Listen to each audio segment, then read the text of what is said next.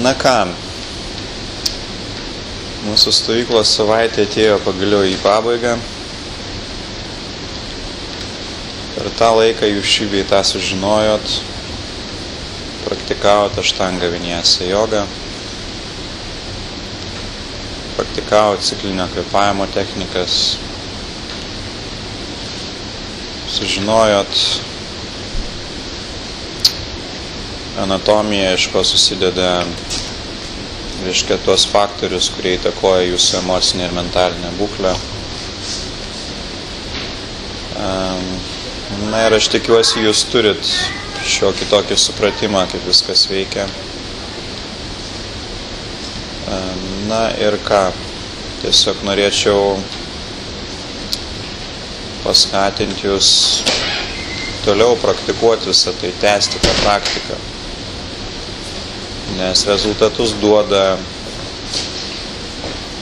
nuolatinė praktika. Jeigu jūs vienas iki ar du kažką tai nuveiksit, iš tikrųjų nieko taip ir daug neįtakos. Tai, kas duoda tą liekamąjį efektą, tai yra nuolatinė praktika. Kaip tą metodą taikyti, jūs žinot.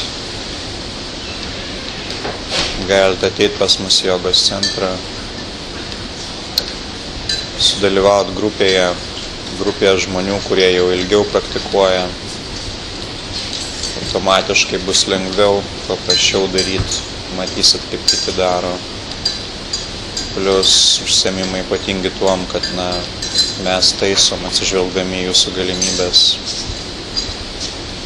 Žodžiu, tai yra unikalus būdas tiesiog eiti į priekį, kuomet jūsų praktika yra prižiūrima. Taip pat jūs gavote kitos informacijos, kaip pritaikyti kvėpavimo technikas. Aš laikau, kad šita kombinacija, būtent aštanga vinyasa joga plus kvėpavimo technikos, jos duoda tikrai stiprų efektą. Tikrai duoda pokyčius, kurie išlieka, kurie stabilizuoja ir išlieka. Na ir mes kalbėjome apie lygmenius, kuriuose visą tai veikia. Mes kalbėjome apie fizinį, emocinį ir mentalinį lygmenis. Mes kalbėjome apie tai, kad mums yra svarbu suprasti vykstančius procesus tam, kad mes galėtume identifikuoti raiškų priežastis, kad mes galėtume pritaikyti konkrečius metodus darbui su tuo pažeidimu, su tuo netobulumu, kuris pas mus šiuo metu yra. Na ir mes taip pat kalbėjome apie kontekstą. Tai reiškia, kad nėra kažkokių tai ten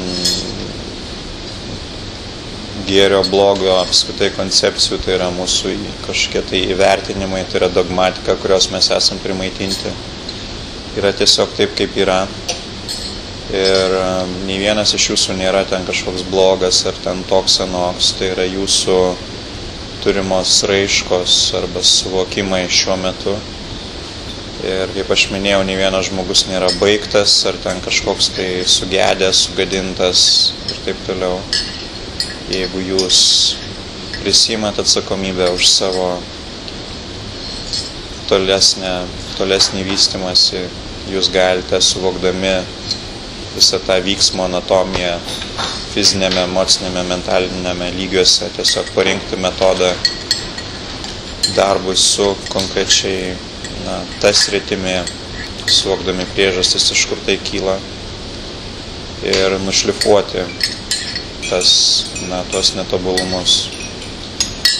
Taigi, aš manau, kad jūs, reiškia, šios stovyklos pabaigą turėtumėt vis dėlto turėti tą pagrindinį kažkokį įsivaizdavimą, kas su kuo susiję ir kaip toliau dirbti. Jeigu turit klausimų,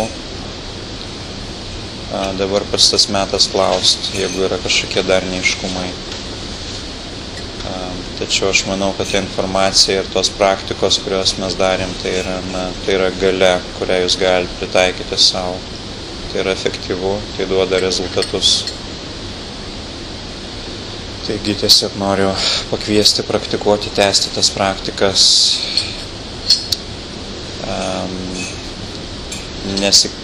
nekelti savo kažkokių nerealių uždavinių ten nušvisti rytoj ar panašiai. Svarbiausia reguliari praktika, po trupučiuką, tai yra keliat uždavinius, kiek jūs galite padaryti.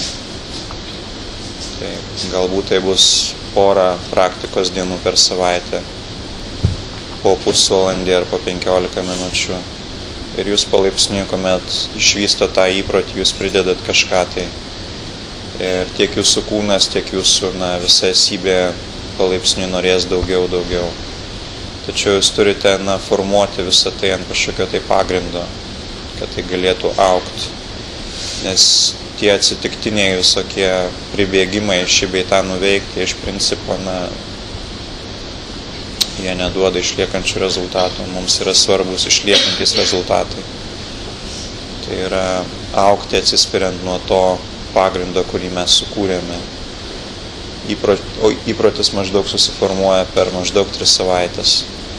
Taigi, jeigu jūs 3 savaitės iš eilės kažką tai veiksit, praktikuosit kažkokią tai minimalią praktiką, tai duos rezultatų. Ir jūs jausit, kad jūsų galimybės išsiplečia ir ant to pagrindo jūs toliau pridėsit tos praktikos, pridėsit praktikos minučių. Tai, ir ilgainiui jausit, kad kažkas šviesėja, kažkas skaidrėja, kad jūsų galimybės plečiasi, jūsų jutimai plečiasi,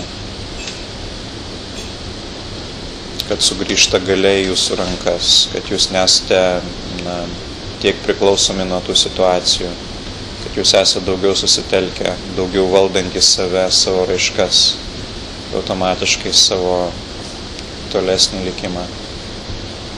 Ir prisiminkit, kad tai jūs esate tas, kuris sprendžia, kaip bus čionai.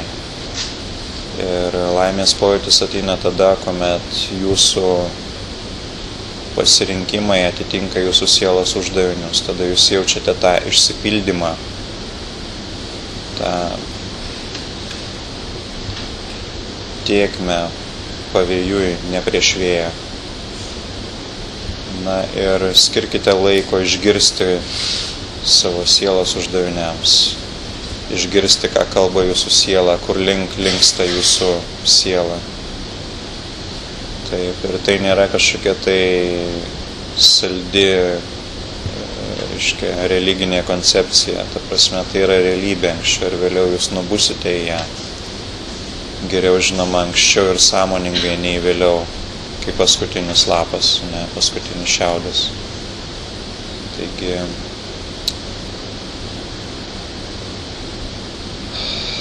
kai kurie žmonės šitą informaciją, kurią jūs gavote, rankiojasi per 10 metų, jūs gavote viską vienos savaitės metu.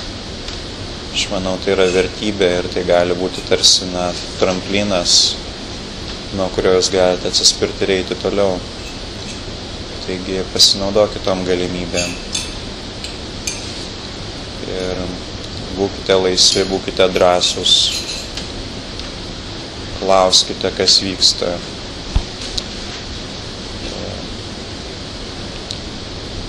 Nepersimkit kažkokiom mistifikacijom ar panašiai. Viskas turi fiziką. Kiekvienas reiškinys, kurio mes nesuprantam, jisai yra mums panašus į stebuklą, tačiau jisai veikia pagal kažkokią tai fiziką, kurios mes kol kas nesuprantam. Taip. Ir ta fizika yra sąmonės fizika, sąmonės dėsniai, energijos, virsmų dėsniai. Taip. Prisiminkite tai. Tas pats galioja nagrinėjantis ne tik reiškinius, bet ir tai, kas vyksta jūsų viduje. Iš kur tai ateina? Ar tai turi kažkokie asmeniškumo faktorių? Jeigu turi, kur tai veda, kada tai vyko, kurioje srity tai sėdi. Plastilinė atmintyje, mentalinės programos ar kažkokie jūsų emocinės subasmenybės dalis, kuri pasireiškia kažkokiu agresyviu, sabotuojančiu būdu. Taigi bent jau tiek. Taip. Ir visą tai darykit ne kaip kažkokią sunkią, kankinančią praktiką. Jums visiškai nėra reikalo kentėti, norint pasiekti rezultatų. Tai kančia neturi prasmės, tai yra priešingybė nei šaltinio vibracija. Kančia yra susitraukimas, atsiribojimas, vengimas, tai užsidarimas, tai yra magnetinė energija. O šaltinis, korezonansas su šaltiniu, tai yra tai, ką mes identifikuojam kaip meilės pojūtį, visą apimantį, neturintį konkretaus adresato, tai yra besąlyginė meilė, kaip mes ją vadinam. Tai yra korezonanso dažnis, kuris yra platus, magnetinis, tai yra, galime palyginti su šviesa sklindančia. Tai yra elektrinis dažnis, norėjau pasakyti. Taigi, galite pastebėti, kuomet mes kažko saugomės ar vengiamės, traukiamės, bandom užsidaryti, atsiriboti. Jeigu mūsų kažkokia tai emocija, mums atrodo baisi, jeigu mes bijom apskritai kažko tai, vengiam kažko tai, mes tengiamės atsiriboti, kuomet raktas į situacijos sprendimą iš tikrųjų yra nerti į tai, kas mus gąsdina, ta prasme, išsilaisvinti iš to. Jūs tiesiog pastebėkit, kas vyksta, kuomet jūs vengiat kažko, tai nuolat kartojasi. Jūs sulaikote tarsi tą stresą savyje, sulaikote baimę savyje. Ir jeigu jūs atsivertumėt toms galimybėms, jūs pamatytumėt, kad tai protas, kuris uždaro jūs į tą baimių dėžutę, kad tai yra subjektyvus jūsų vertinimas, kas neva gali būti. Žaiskit su savo protu, stebėkit jį. Budistai turi tokią taip vadinamą Mahamudros praktiką, kuomet jie stebi protą, stebi iškylančius reiškinius prote, iškylantį mąstymą, tarsi mikrosekundę prieš tai, kaip tai atsiranda. Žodžiu, jie pagauna tą naują mintį ar naują pojūtį, naują būseną, vos tik tai ją įvykus, arba galbūt netgi, sakau, mikrosekundę prieš ją.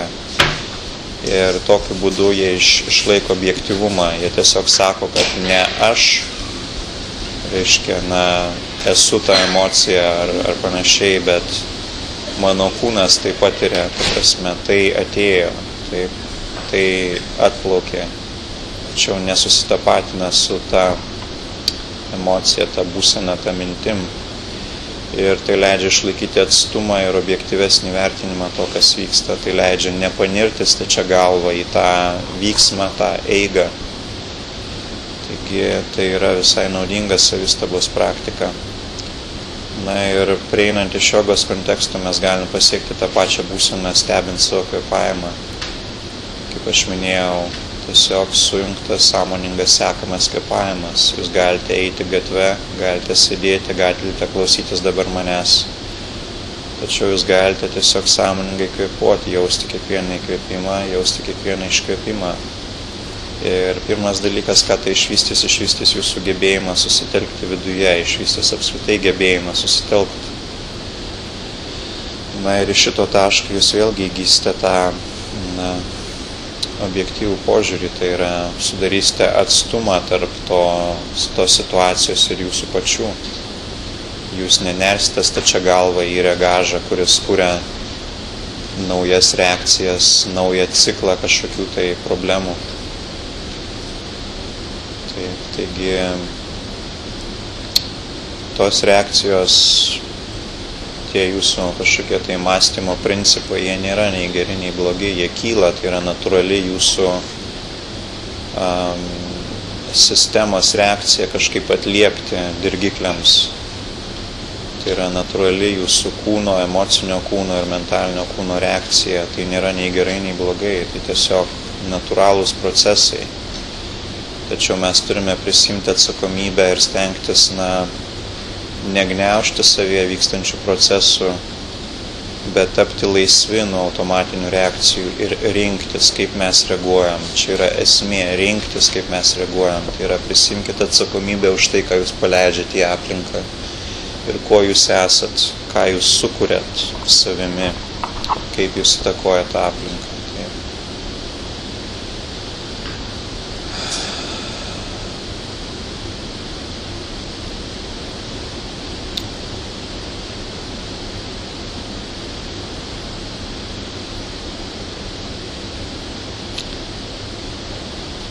Tai iš principo, tiek aš jau norėjau pasakyti.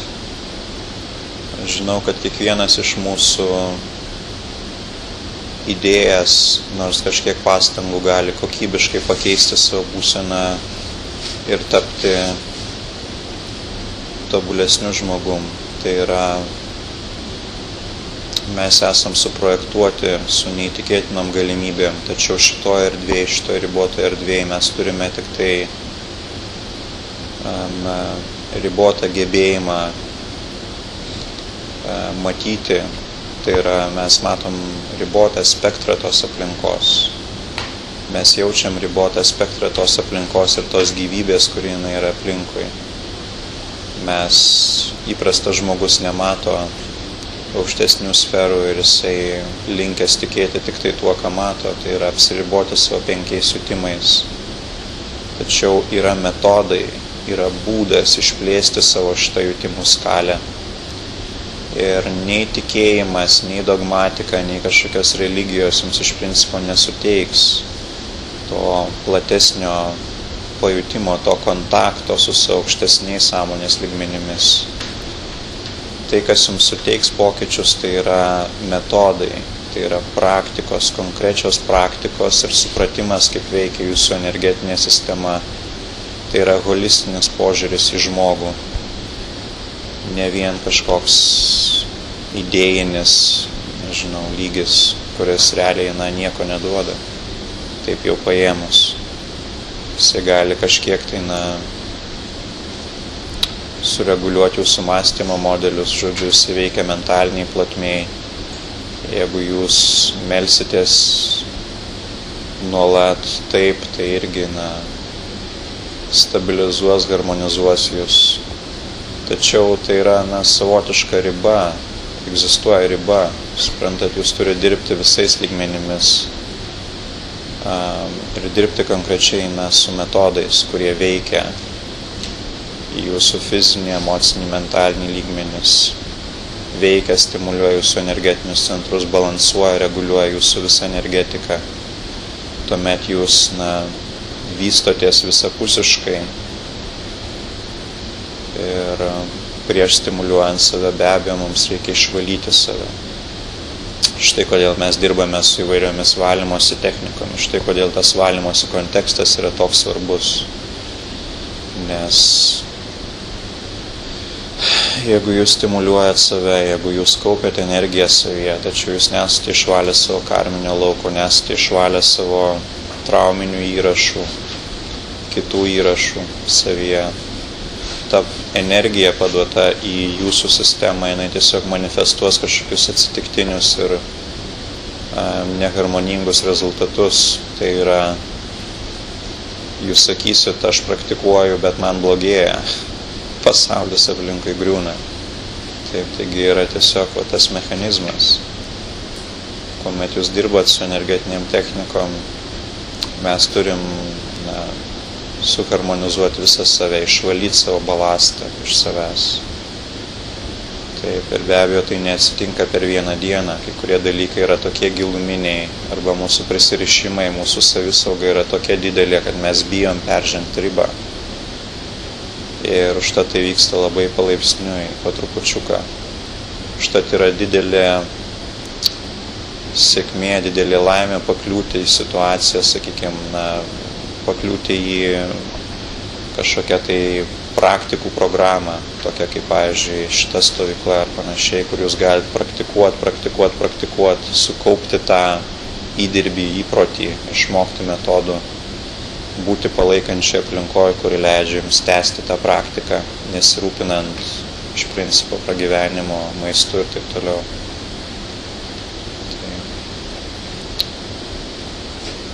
Ir atskirkite religingumą ir tikrai dvasingumą. Ir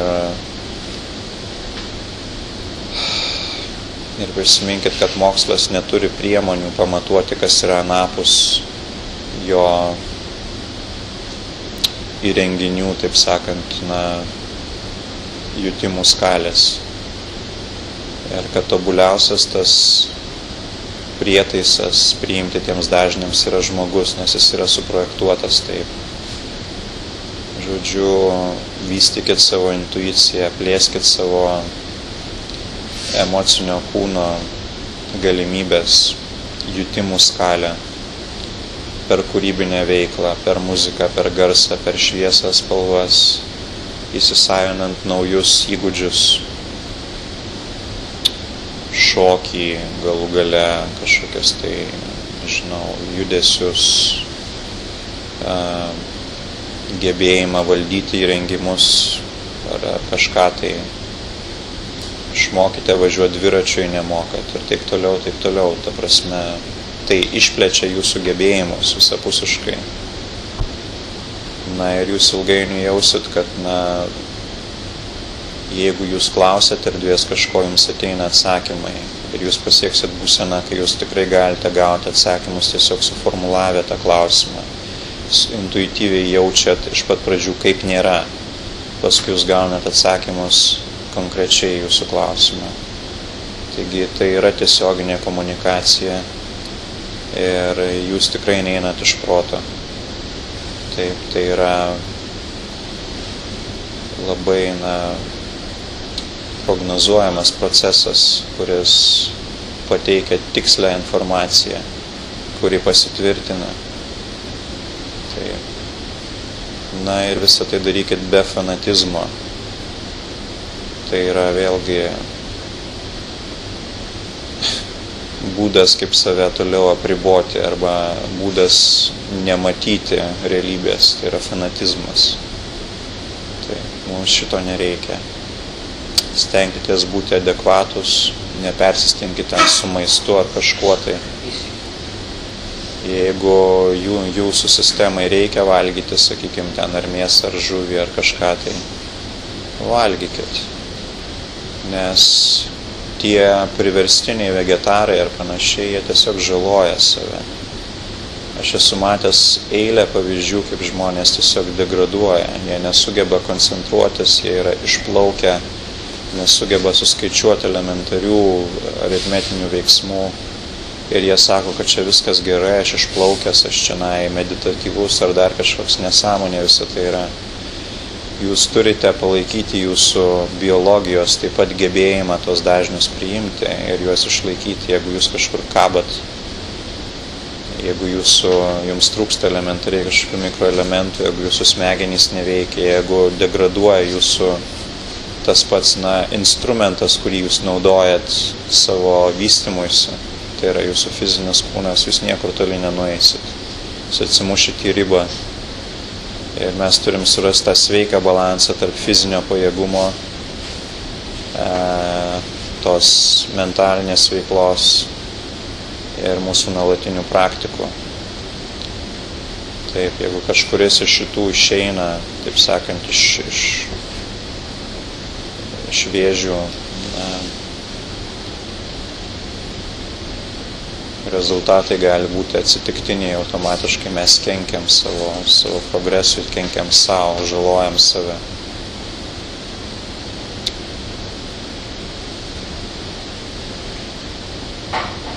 Miegas labai svarbus yra, kuomet jeigu jūs ilgiau medituojat, jeigu jūs pradedat reguliarias praktikas, jūs pastebėsit pasikeitimus jūsų mityboje, apskritai jūsų cikluose susireguliuoja jūsų gyvybiniai ciklai, pasikeičia, jūsų aktyvumo laikas pasikeičia ir taip toliau. Organizmas integruoja naujas energijas ilsėdamasis, jums gali reikėti iš pradžių žymiai daugiau miegoti. Taip, ten visi tie pasakymai, kad medituojantis miega mažiau. Taip, kuomet jūs pasiekia tam tikrą aktyvaciją, jūs galite miegoti 3 ar 5 valandas per parą. Tačiau jeigu jūs priverstinai versit save miegoti 3-5 valandas per parą, nes jūs neva medituojat, jūs žalosit save. Žodžiu, visi tie išplėstiniai gebėjimai, jie ateina su laiku ir jūs jaučiat, kada jūs tai galite daryti. Ir yra maskaradas, kurį žaidžia dvasingėjantis, jie sako, pavyzdžiui, kadangi aš praktikuoju, aš turėčiau miegoti mažiau arba valgyti mažiau, nes organizmui to nereikia. Nesąmonė visą tai. Ir jie kankina save, miega mažiau, valgo mažiau, ten išsidirbinėja kitaip. Ir realiai jie žaloja save, jie stabdo kaip tik savo progresą ir jie maitina iš tikrųjų savo išpūstą netikrą įsivaizdavimą, jie prasilenkia su realybė. Taigi tas vystymosi tobulėjimo, dvasinio tobulėjimo procesas visada yra svarbu išlaikyti adekvatumą tame, kas vyksta. Taip, tuo prasme, jūs turit realiai žiūrėti, kokie yra jūsų fizinio kūno poreikiai, kas vyksta su jumis. Ta prasme, ilgainiui jūs pradedat intuityviai jausti tai. Jeigu jūs tiesiog įsiklausot, kas su jumis vyksta, jūs jaučiat.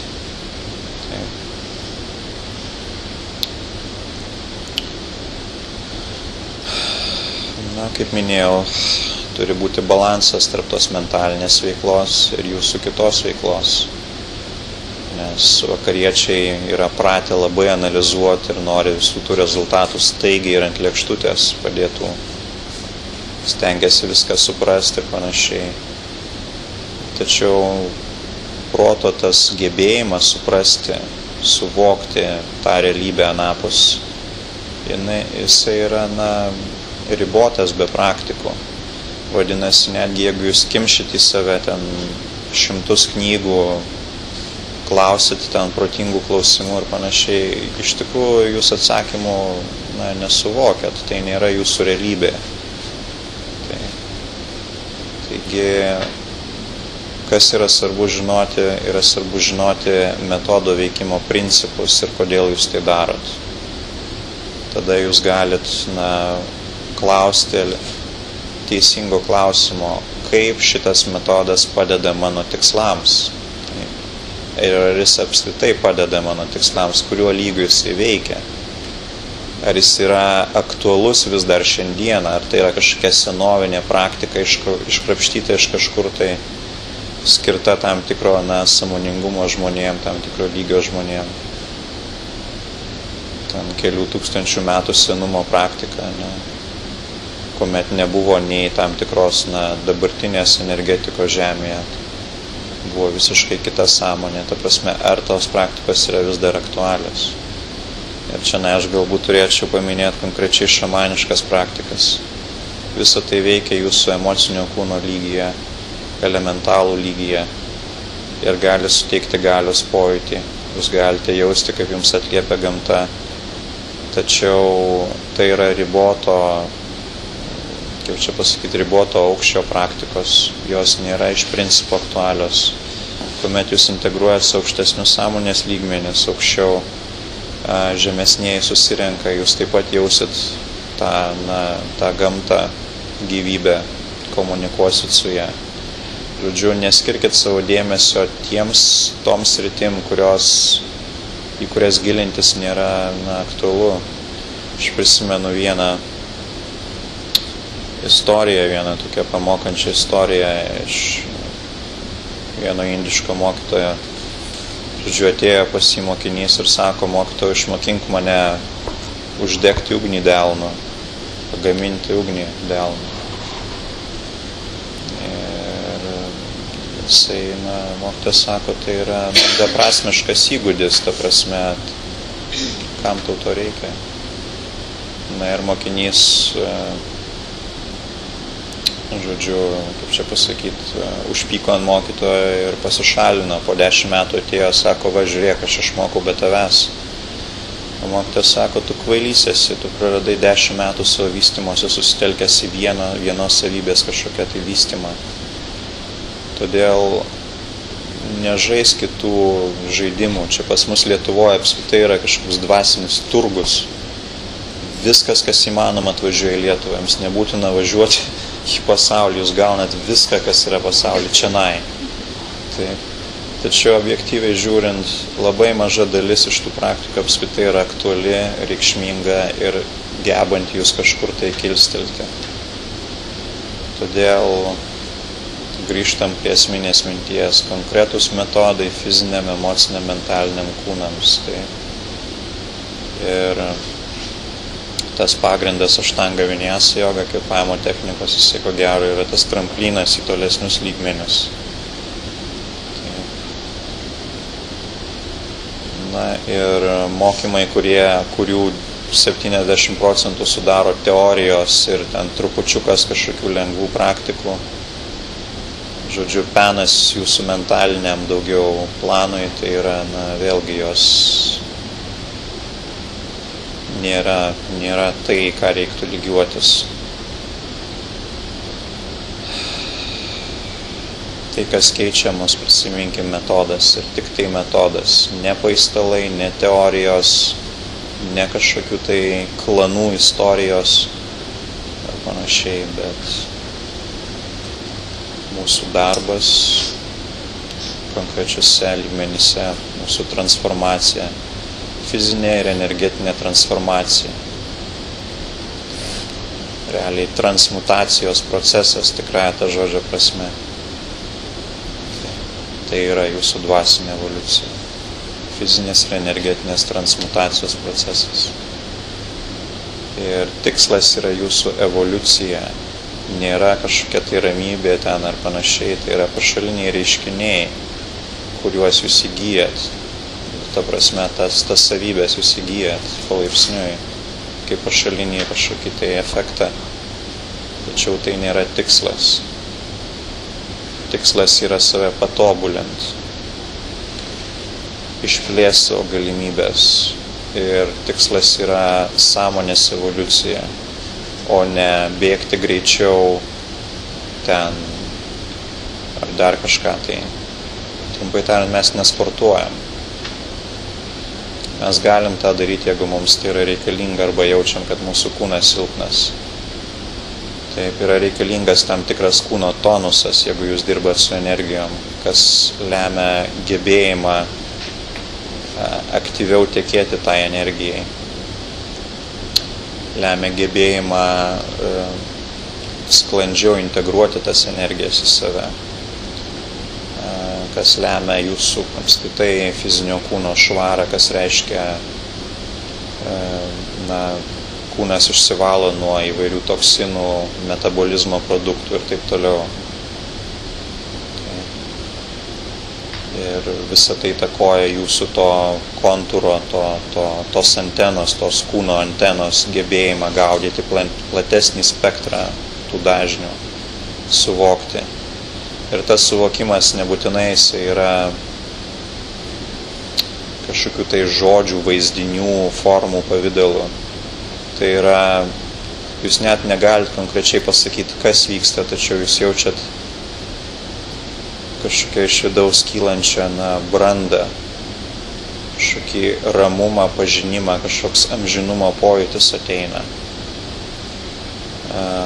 Ir jūs tampat palaipsniui laisvi nuo kažkokių tai išorinių faktorių, jūs įtakojančių buities, baimių ten ir taip toliau. Taigi tai yra, nemanykit, kad jūs staiga turit gauti ten kažkokius tai ten, nežinau, kad su jumis kažkas turi pradėti kalbėtis tenai ir panašiai. Tai ateina daugiau intuityviai per jūsų kūną.